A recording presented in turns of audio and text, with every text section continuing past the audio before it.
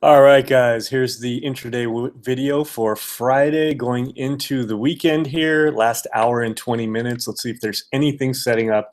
Like I said, I'm not making any trades today, but there might be something for you if you're looking to enter here. Now, we gapped up this morning and we can see the gap didn't hold, it filled, and we'd really like to see a close above that 9. We're just below it right now, but we are up 0.38%. So at least we're not pulling back harder towards the 200-day moving average. And if we look at the intraday, you can see the way this is the previous close, the gap up. We made a nice run. It was looking really healthy. Then midday started to pull back in here. Now let's see where we close. Again, it's not the be-all end-all, but I would love to close above the 9s. We're at 204.70 right now, and we'd like to get here at about 204.92. So if we could get a little run going into close, that would be good if we could be at close above 205. But again, it's all right if we don't. Current positions here doing pretty good. A little frustrated that FCX is bouncing back after we got stopped out yesterday, and we'll get back in if we cross the 9 or the 200-day maybe next week, but that's for another day. LABU pulling back, which is to be expected after this huge move. Again, we're half position now.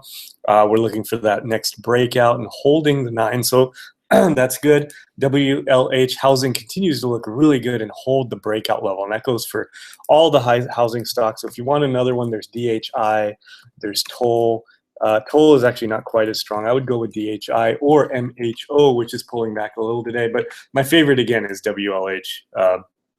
Really volatile stock, low float. Twitter pulling back in a little bit. That's okay, although I would like to have it close above the 9. Joy pulling back up. X, our stop for this short, is actually above 17. The big one, what I wanted to get to, was ERX.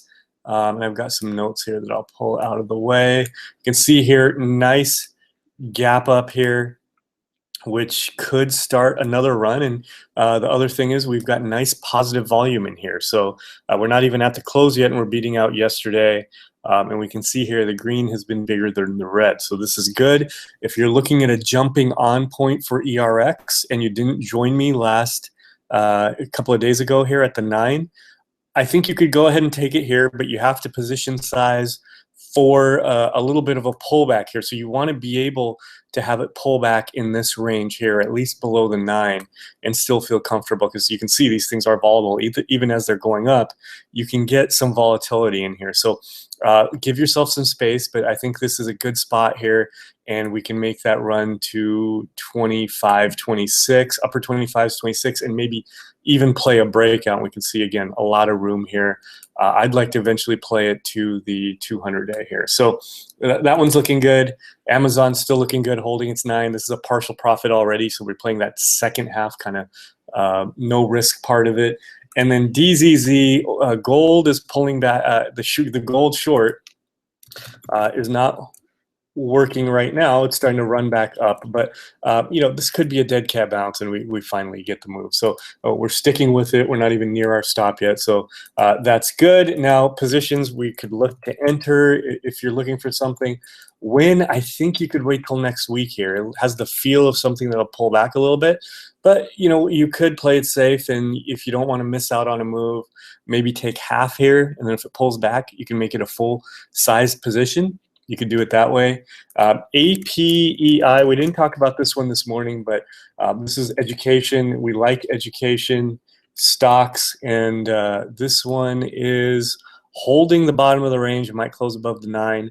I'm waiting for a breakout of the top of the range, or this 200-day, but it's interesting here. Let's see, it's SPXX. We talked about this one, liking it a lot, but very extended here. If it was a little more extended, I'd do a parabolic short, but if you're really aggressive and position size small, you could consider here maybe play a pre-break of the 9. BABA, I like that one too. Consolidating here, and maybe this consolidation gives you a good spot to enter. The problem here is you probably want to be able to hold through the 200-day, so you've got to give it a little bit of room there. But if you're playing for a bigger move to say 85, that would be fine. To give it 3 or 4 points, because your reward is much more than that. The other one is Brazil that we're going to talk about in a second. We already talked about DHI. We can talk about GWH here. So let's look at Brazil, and we'll use the underlying EWZ. it's been a tough spot here where it's made the big run and kind of this weird volatile consolidation, but you can see there's a lot of room here. Safe way to play it is the breakout of say 27.25. This is a nice gap, and sometimes easy gaps will run, so you could play it here and either take a small position and use a loose stop, or take a bigger position and use a tighter stop around the 9. And I use BRZU, triple leverage here, same thing. And GWPH is also looking strong here, holding the 9. You could play a pre-breakout of the 200-day. So if I was looking to enter anything going into the weekend, it would be energy, it would be Brazil, it would be GWPH, and possibly DHI housing, or WLH if you're not already in it. So that's it for the intraday report. Have a great weekend, and I will see you Monday.